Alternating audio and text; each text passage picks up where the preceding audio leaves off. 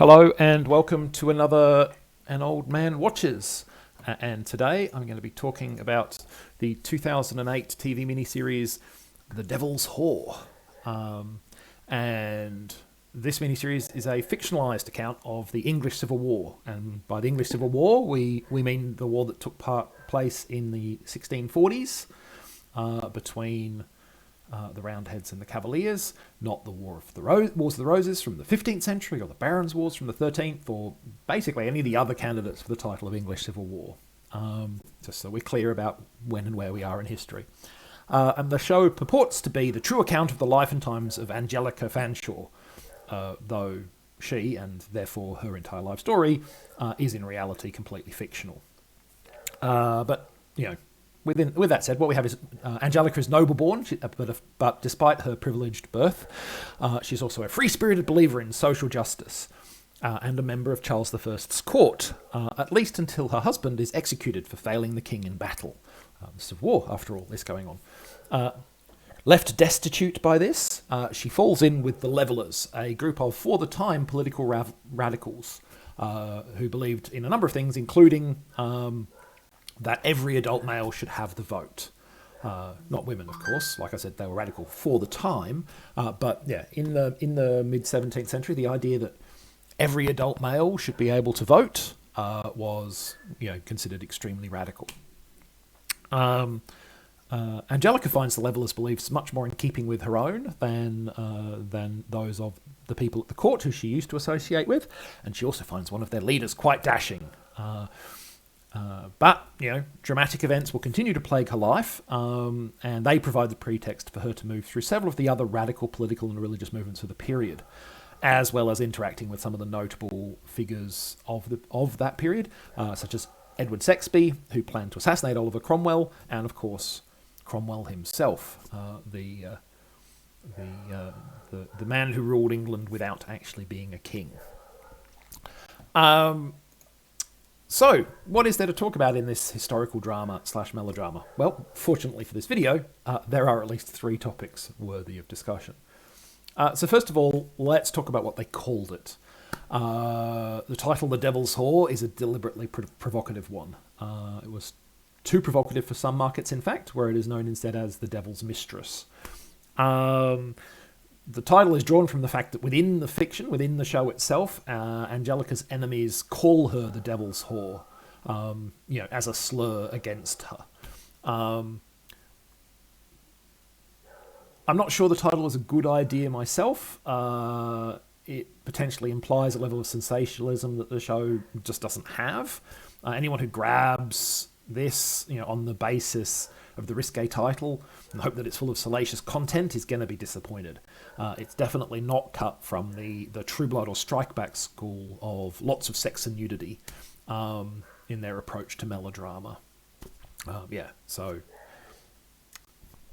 it's a confronting title. It's possibly a slightly misleading title in terms of the overall tone of the show, which is more serious and measured than the title perhaps suggests.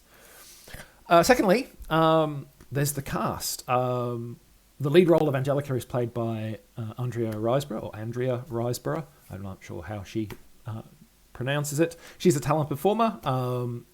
She was in 2013's Oblivion, a bunch of other stuff. If you go and check her IMDb page, there's a stack of credits in there, TV and big screen. But she's probably a less recognisable name than many of the male cast members. And if you look at the cast on IMDb, it's probably going to be those more recognisable names that catch your eye. Michael Fassbender, Dominic West, John Sim, Peter Capaldi. They all appear in this as major figures of the period, both parliamentarian and royalist. Now, I've seen enough Uwe Boll movies to know that a big name doesn't necessarily mean a good performance. Some people are just going to turn up for the paycheck. But the people making this show and all the men appearing on screen are not Uwe Boll, and all 4 of them deliver strong performances. So you are going to get great performances from a good cast here, and it's well-made television with a strong cast performing it. Thirdly, like a lot of historical drama shows, this one does take some liberties with the actual events and personalities of the period. starting most obviously with the whole cloth creation of its main character. Angelica doesn't exist in the real world. However, while there are certainly many details in the script with which historians would justifiably quibble, I do think this show does generally present a pretty accurate depiction of the overall issues, conflicts, and ideologies of the period. Fictional though she may be, Angelica is a useful narrative tool to serve as to give us a reason for the show's script to show us many of the major figures, events, and radical factions of the Civil War and early Protectorate. She is our surrogate point of view. She is the point of view of the audience, who also obviously were not around in the Civil War, but her role is to basically introduce us to the real people, if you like. Now, the show is certainly not above simplifying events or adding some extra melodrama. It's a TV program, after all, not a textbook.